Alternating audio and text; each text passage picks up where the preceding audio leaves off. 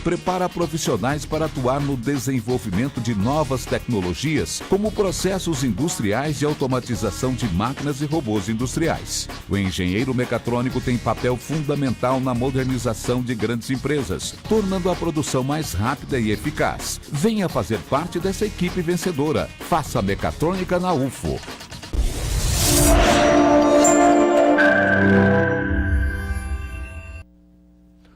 Olá, muito boa noite. O nascimento de uma criança é um dos grandes milagres da vida. Mas antes do bebê chegar ao mundo, é preciso fazer a escolha do tipo de parto. E aí são várias opções: cesariana, parto normal ou humanizado. A mãe pode escolher qual parto deseja e como fica a recomendação do médico nesse caso. Esse é o tema do Jornal da UFO de hoje. Nós vamos falar também sobre a violência obstétrica, o que é e quando ela acontece. Essas e outras informações você confere agora.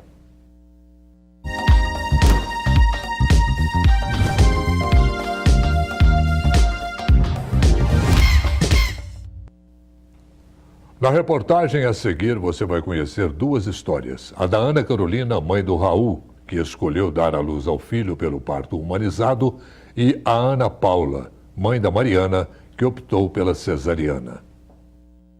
O pequeno Raul está quase completando 1 ano de vida. Ele veio ao mundo por meio do parto humanizado.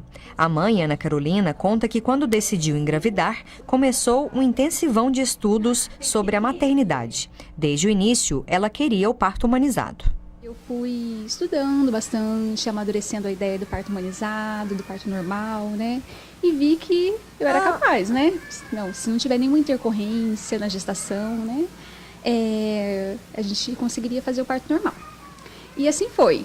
Comecei o Pilates, fiz 2 anos de Pilates, fiz até a véspera, né? Fiz hidroginástica, caminhada e informações. Carol conta que a gestação e o parto do Raul foram muito tranquilos, não teve nenhum problema. Em poucas horas, o menino nasceu. São poucos os registros, mas muito especiais. Foi muito além, né, do que eu esperava. Assim, foi um parto muito rápido. Desde a primeira contração, que foi uma pequena cólica, né, foram 3 horas. E de expulsivo foram 20 minutos, então foi muito rápido. Eu contratei uma equipe de parto humanizado, né, que eles vêm até em casa, eles medem sua dilatação e te levam pro hospital. Eles não fazem em casa, né? E foi quando a doutora chegou em casa, mediu, eu já estava com dilatação total.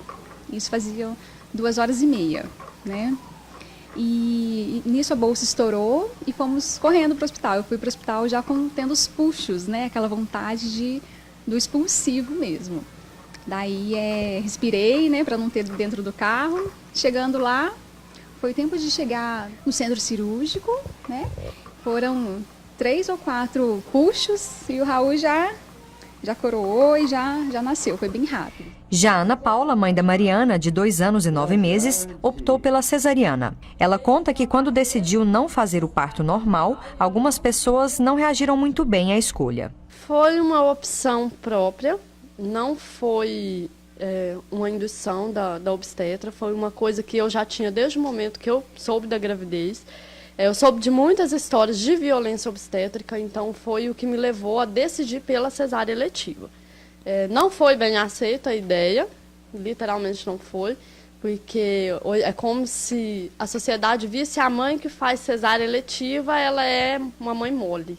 Ana conta que estava ciente de todos os riscos da cesariana. Mesmo com a gestação e parto tranquilos, se tivesse outro filho, ela diz que talvez mudaria de ideia em relação ao tipo de parto. Eu acho muito bonito, é muito natural, é muito, vamos dizer assim, muito original. E é um tipo de coisa que hoje eu teria vontade de fazer. Mas na época, devido a tantas histórias que a gente escutava, marca muito a cabeça da gente. Quando a gente está grávida, parece que quanto mais a gente pensa nisso, mais histórias aparecem.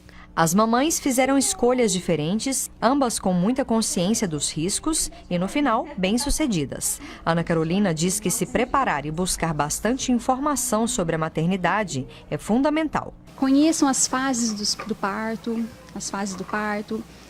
as reais indicações de cesárea. Para quem não está nesse universo cheio de encantos e desafios, o pedido da Ana Paula é que respeitem mais a escolha da gestante. Pelos relatos que eu tive, pessoas que tiveram neném muito pouco tempo antes de mim, foi o que mais me levou a concretizar a ideia de que eu não queria o parto normal. Bom, para falar sobre tipos de parto e outras questões sobre o assunto, estão aqui no estúdio comigo a ginecologista, médica e obstetra Ana Paula Lino e a enfermeira e doula Letícia Silva. Ana Paula, Letícia, muito obrigado por estarem aqui conosco. Muito boa noite, sejam muito bem-vindas. Ana Paula, começando com você. Cesariana é um processo muito cultivado aqui no Brasil. O que é? É medo da mãe pela dor do parto normal? É um modismo? Como é que você vê isso? Acho que foi um processo cultural mesmo, que foi, né, assim, sofrendo essas mudanças, porque, na verdade, o Brasil tem essa alta incidência de cesárea, né? Mas nós achamos que, assim, é mais pelo processo que foi sendo criado, toda essa cultura seja do SUS, dos convênios, né, a praticidade às vezes, então foi caminhando para um parto cirúrgico, né, quer dizer, o parto mais rápido, um parto mais adequado ali em termos de horário, menos tempo gasto. É bem eletivo mesmo, né? Você pode escolher o dia, a hora. Então eu acho que foi um histórico, né, da nossa sociedade. Eu acho que é muito história isso, sabe?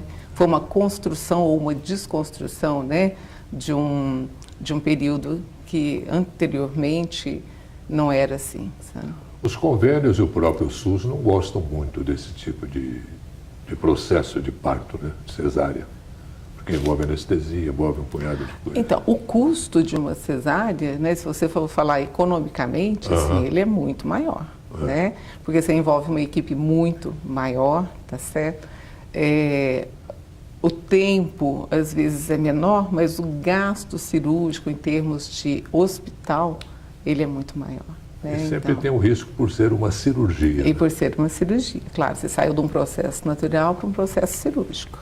Né? Então, isso envolve mais cuidados. Tá? Eu acho que os dois partes, assim, você tem as indicações, né? Você tem hora que a cesárea é muito necessária, né? Ela não é desnecessária, ela é necessária, então a gente acaba tendo a real, só que aqui a gente tem... A criança às vezes embirra lá dentro, não quer sair. Não quer sair de forma nenhuma. Aí a gente tem que dar uma ajuda, né? Seja de uma forma ou de outra, tem que ajudar. Certo. Letícia, doula, qual o papel de uma doula nesse processo de parto? Primeiramente, o papel da doula é escutar, né, o desejo daquela mulher, daquele casal, acolher essa família. Então, eu vou escutar os desejos, os medos, as angústias, o que ela traz para mim, qual que é a história dela, né? Como que está essa gestação dela. Depois, eu vou passar informações para ela, né, tudo com baseamento científico, mostrando para ela, de acordo das opções que ela escolheu de parto, da vontade dela, eu vou passar para ela essas informações que ela necessita para isso. E depois eu vou apoiar, independente da escolha que ela fizer. A doula, ela é muito presente na maioria dos partos? Como é que é? É muito procurada? Sim, ela se faz presente em todo o processo, né? Tanto para a preparação do parto, como no momento do trabalho de parto, como no pós-parto também. E cada vez mais ela vem sendo procurada, né? As pessoas veio junto com a curiosidade de saber o que é doula, com essa humanização que está se implantando, né? Tanto na rede do SUS, como agora na rede particular, fazendo um movimento. E junto as pessoas falam, doula, o que é doula, né? E passa a querer conhecer. E é uma presença no parto normal, no parto cesárea, no humanizado, todos os partos? Todos os tipos de partos, porque doula, né, tem o significado grego que é a mulher que serve. Então ela está ali para servir a mulher. Mas tem várias linhas de trabalho, né, de profissionais em referente à doula, que umas vai optar só para acompanhar o parto normal, outras optam por trabalhar todos os tipos de parto. Então vai muito da linha de trabalho de cada uma. Certo. Ana Paula, fala-se muito no parto humanizado. Como é que é isso? Assim, o parto humanizado, aliás, está até trocando agora para parto adequado, que é o que ela acabou de falar, que assim, O humanizado seria você respeitar as melhores práticas, tá certo? Para você respeitar o desejo da mãe, né? Sim. Aí você sai da figura do médico para paciente entrar como a principal, Sim, a né? protagonista. A protagonista da história. Então aí você sai, então assim, olha, eu quero ter meu parto em casa, na banheira ou no hospital. Então ela vai ser a protagonista, ela vai escolher, ela vai fazer o que a sua história ali acabou de falar, né? Eu estudei, eu quis isso, entendeu? Eu vou escolher as melhores práticas para aquilo que eu acho que está para o meu nascimento do meu filho. Então, olha, se eu quero um parto na banheira, se eu quero um parto de cócoras, se eu quero um parto com uma doula, se eu quero minha obstetra em casa, se eu quero no hospital. Então, aí, esse seria o parto humanizado. Olha, eu não quero que tire meu neném de mim, eu quero que o neném fique comigo, né? Eu não quero que tire ele do quarto. Então, são várias práticas, né, que são chamadas, assim, de humanização. Isso envolve uma equipe maior, né? Certamente, ou não? Na verdade, assim, não envolve. Envolve profissionais diferentes, que nem a doula, né, que numa cesárea você, às vezes, não teria, sabe? Você envolve uma enfermeira obstétrica, né, que às vezes numa cesárea também você não teria. Então, você muda um pouco a conformidade ali da equipe, sabe? E fica mais caro, né, certamente. Por exemplo, Então, um parto em casa. Um parto em casa, você pode até tem equipes que às vezes são voluntárias, né, mas você tem, a maioria dos partos são pagos, né? A questão do parto em casa, você paga, vamos supor, um valor que seria a mesma coisa que você pagasse para uma equipe no particular, para uma pessoa que não teria convênio, por exemplo. Então, a questão não é nem que por ser em casa é mais caro, mas você vai ter um custo, assim como um custo no particular também. Eu falo porque eu tive parto em casa, então o custo é o mesmo. Se você for balancear, né? E aí, a única coisa que muda é que num parto em casa, você pode escolher a equipe que você quer. Vamos supor, às vezes você não tem uma médica, uma obstetra, mas você tem uma parteira ou uma enfermeira obstétrica. Então, você pode mudar algum desses profissionais. Mas o custo é a mesma coisa. Nesse aspecto, por exemplo, de saúde, de risco, vamos dizer assim, todo o pessoal que cerca ali nesse parto humanizado é apto a atender numa emergência, ou nem sempre? Aí tem algumas, né? Que parto é parto. Porque parto é parto, urgência é urgência, a gente sempre sabe que assim, olha, 80% deles podem evoluir super bem, mas você tem a curva que às vezes não vai evoluir tão bem, né? Então, assim, essa equipe, claro que eu acho que todas as mães que optam por um parto domiciliar, ela tem que saber quais os riscos que ela está correndo, né? E qual infraestrutura que ela vai ter para levar dentro desse domicílio, a pergunta foi em cima disso. Porque então, as pessoas hoje têm uma visão de que às vezes parto em casa, a mulher aparece aquela parteira que antigamente levava uma vela, uma tesoura, né? E não é bem isso. Bacia de água quente. Toalhas limpas, né? Não, é diferente, assim, as pessoas que se optam, né, por atender como profissionais, fazer essa assistência domiciliar, elas têm uma estrutura toda para atender uma emergência, né? Porque trabalho de parto é uma caixinha de surpresa, a gente nunca sabe. Exatamente. Né? Então, elas são capacitadas, qualificadas para atender isso e possuem materiais. A única diferença que a gente fala é que se, vamos supor, não tem um médico no trabalho, num parto em casa, ela não pode, vamos supor, entubar a criança se tiver algum desconforto respiratório e vier ter uma necessidade. Mas tirando isso, tem aparelhos, tem as qualificações. Então, assim, é tudo muito bem planejado. O parto em casa, a gente fala, é parto domiciliar planejado. E fica mais caro. E estudado. Não, mas se você for hoje num hospital particular e você não tiver convênio, é a mesma coisa. O gasto é o mesmo. Eu acho que essa questão dos riscos, assim, é o que a gente estava até discutindo. Nós somos um treinamento no Einstein, né? E, assim, os riscos, eu acho que a mãe tem que saber que tem alguns riscos, entendeu? De um sangramento, de um rádio. Então, isso, a equipe que vai nesse domicílio, ela tem que estar apta ou estar com alguém, assim, preparado no hospital, né? Ou preparado para dar esse stand-by, né? Se precisar. Backup, né? Os profissionais backup. Porque assim, precisa dessa porque às vezes suporte, vai precisar né? desse suporte. Sabe? Transferência, né? Transferência, né? Ambulância, às vezes adequada, né? Muito bom, nós já voltamos com o nosso debate. Quer saber como ficam as temperaturas em Uberlândia e outras cidades do estado? Confira a previsão do tempo.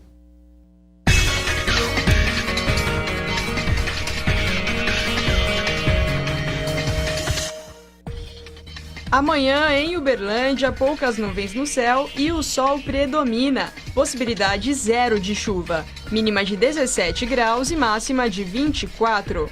Patos de Minas segue na mesma linha. Sol forte e não deve chover. Mínima também de 17 graus e máxima de 24.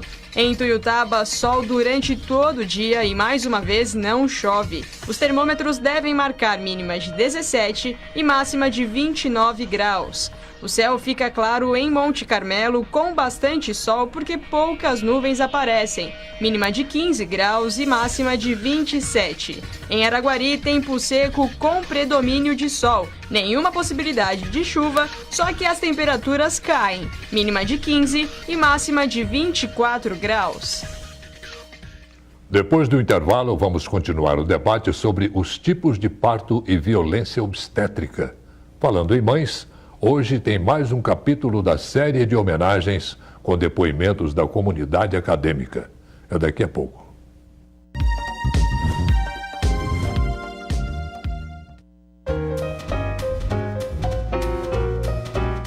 O curso técnico em enfermagem da UFO possui a melhor estrutura de ensino teórico e prático. Professores qualificados com ampla experiência didático-profissional que permite ao aluno a inserção imediata em um amplo mercado de trabalho, como hospitais, laboratórios, clínicas e atendimento domiciliar. Venha para a Universidade Federal de Uberlândia. Domingo, 8 da manhã, Volta ao Mundo em 60 minutos. Estrelando Nininha Rocha.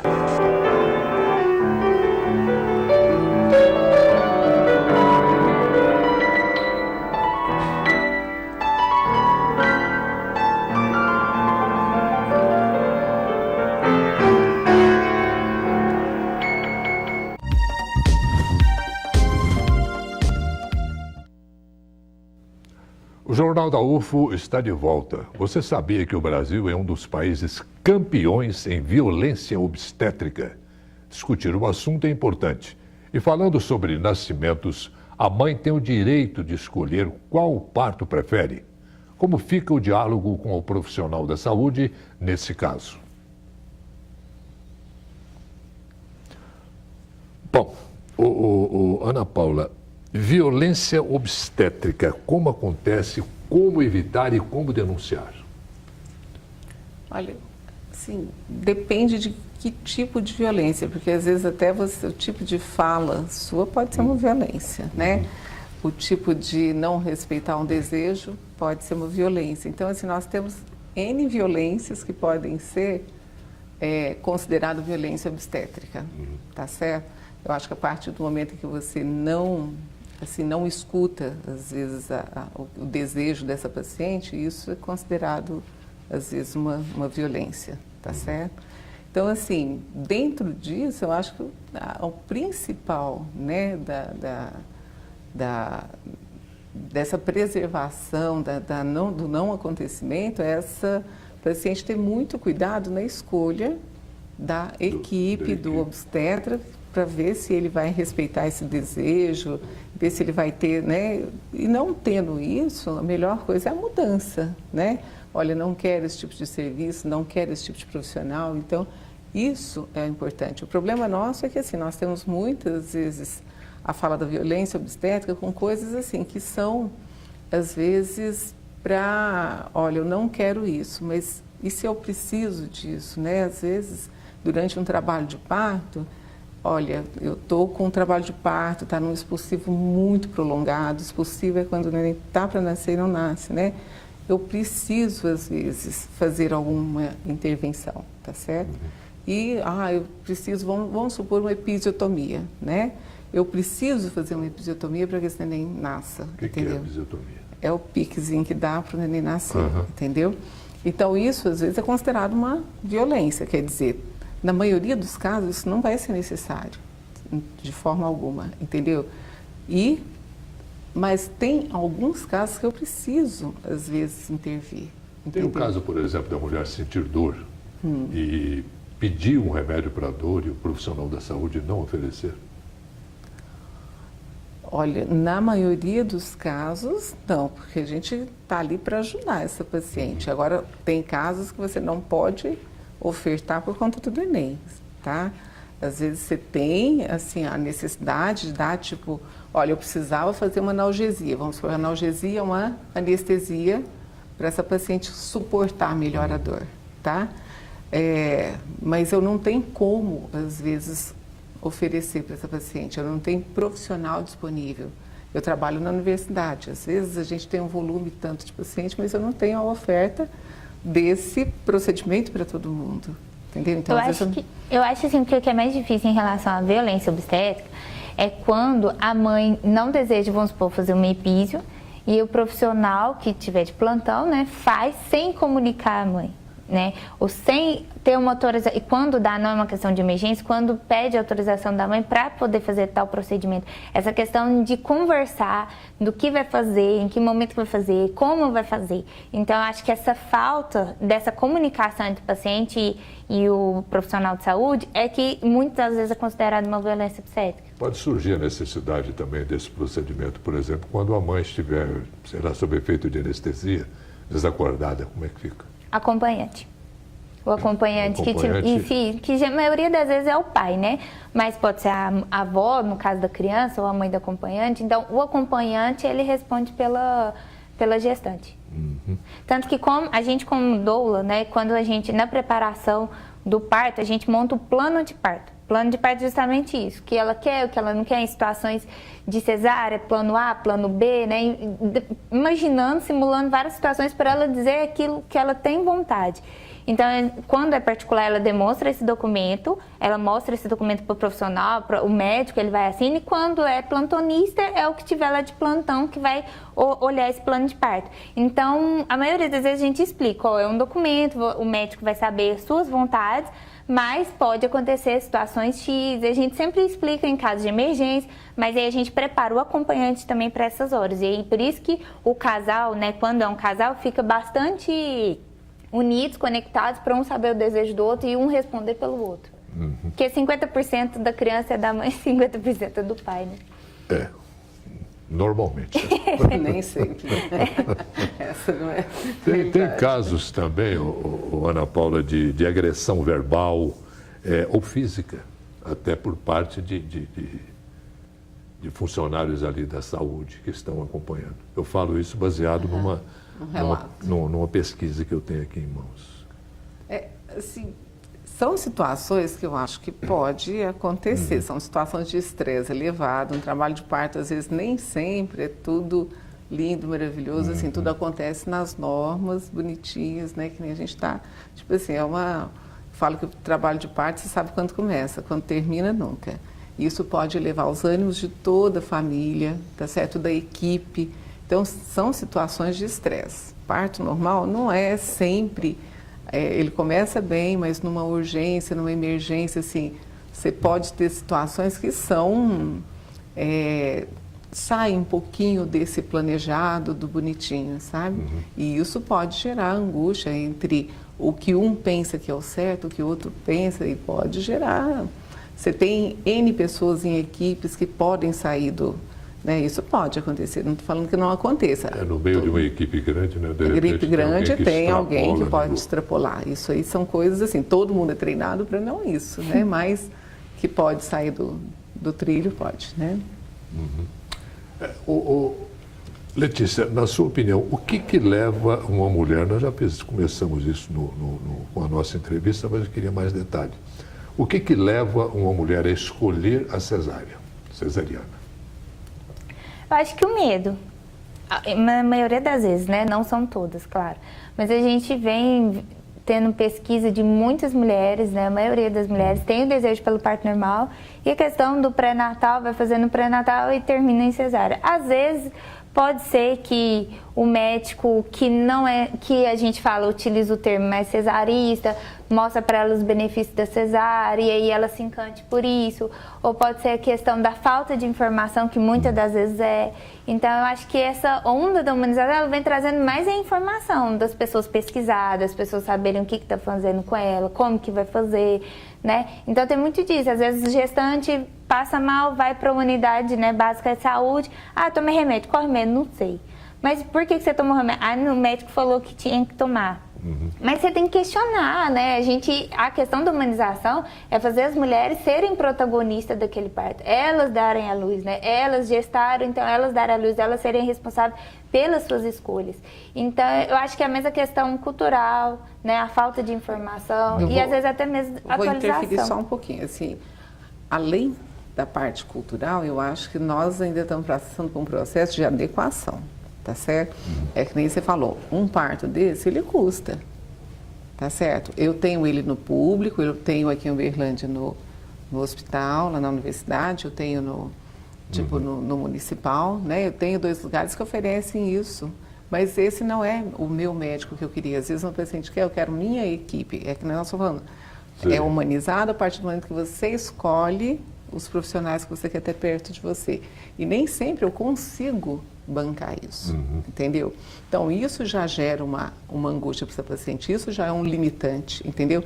Às vezes eu vou para uma cesárea mais porque eu tenho medo de sair e não tenho condição de acesso ao outro, entendeu? Mas você sabe que quando a mulher está bem informada, igual na reportagem mostrou que a mulher pesquisou, ela ou às vezes teve uma dolo ou não, ela procurou profissionais que apoiassem ela naquela da decisão dela, elas vão pro SUS tranquilo. Igual a maioria das gestantes que eu atendo, escolhem o SUS, mesmo sabendo que o profissional que está lá, ela não sabe como que a linha de trabalho desse profissional, né? Então, mas quando elas se sentem, elas têm bastante informação, elas carregam essa bagagem e estão preparadas, elas não preocupam tanto com o profissional que vai estar lá, porque elas sabem que também um profissional que ela pode encontrar lá é tantas vezes um profissional que opte, né, pensa que goste de uma cesárea, né, goste dessa via de parto, como aquele humanizado que vai respeitar ela, ou até aqueles que optam também pelo parto normal. Então, ela não sabe qual profissional vai encontrar, mas quando ela se sente segura, isso não é uma preocupação para ela.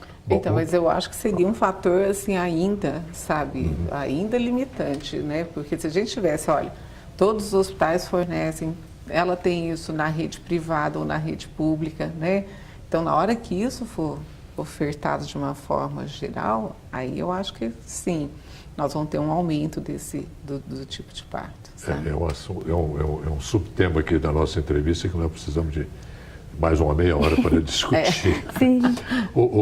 Ana Paula, para a criança, que vamos dizer, é o principal, é o protagonista dessa história toda que nós estamos conversando aqui. Claro, a mãe é importante, o pai é importante, mas o objeto, vamos dizer assim, é a criança. Para essa criança, qual o melhor método?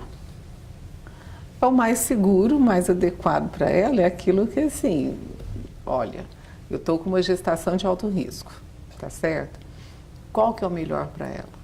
Né? Nascer domiciliar, em casa e tal, ou nascer dentro do hospital?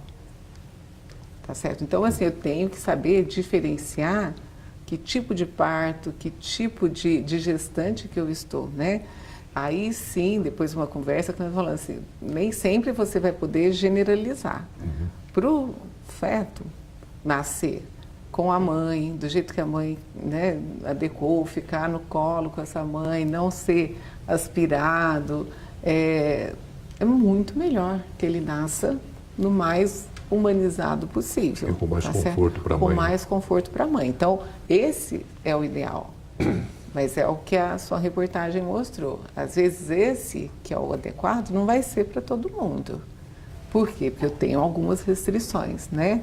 Eu tenho alguns pacientes que às vezes, é o que ela falou, às vezes são meio que julgadas, né? A gente está por não tentar um parto, mas assim, eu não posso.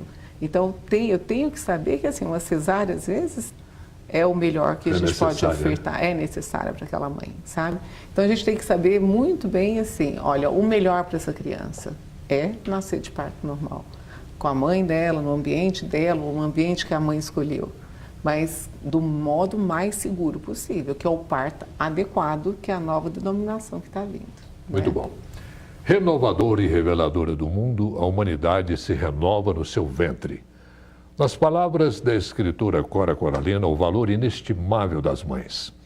Nossa equipe de reportagens foi descobrir o que a comunidade acadêmica gostaria de falar em homenagem ao Dia delas.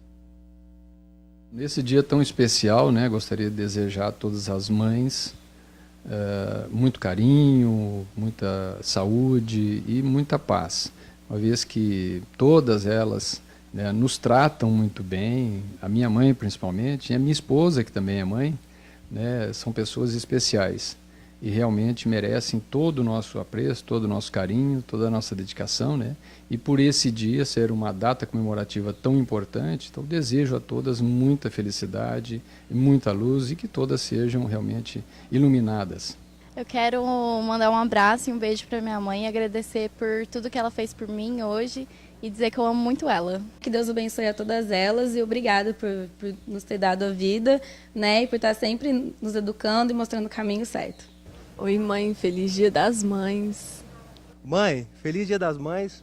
Dia 13 é meu aniversário também, tô te dando um presente que é a minha vida, você me deu a vida. E eu só tenho que dizer que eu te amo muito e beijo pra você. É isso aí, Matheus. Ana Paula, Letícia, foi um prazer muito grande tê-las conosco em nosso Jornal da UFO de hoje. Muito obrigado pelas informações importantes que vocês passaram para as que já são mães e principalmente para as futuras mamães. Tá? Muito obrigado. O Jornal da UFO de hoje termina agora. Acompanhe o Jornal Minas, segunda edição. Uma ótima noite para você.